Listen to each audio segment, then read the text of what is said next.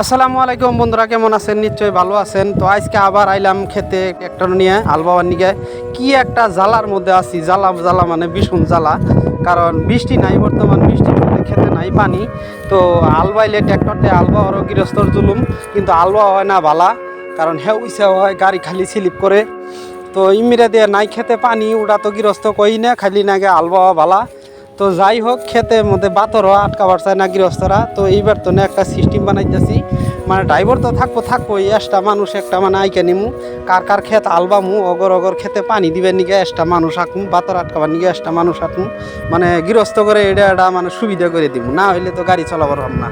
কারণ যে বাগান হাজাইছি, এই বাগানে তো ওষুধপাতি দিয়ে বাগানটা টিকে এখন রাখবো, বুঝুন নাই দোস্তরা। তো এখন ঘটনা হইলো ওইটাই, মানে যে সিস্টেম হয়েছে ক্ষেত আলবাবার নিগে যাওয়ার আগেই হিসাবে ট্র্যাক্টরওয়ালার খেতে পানি দিয়ে বাতর বুতর আটকাইয়া একদম তেলতেলা করে দিলে হ্যাঁ গৃহস্থর মন জোগাবার হম। তো যাই হোক, ভিডিওটা দেখে ভালো লাগলে আপনারা ভিডিওটা শেয়ার করবেন, লাইক করবেন আর পেজটা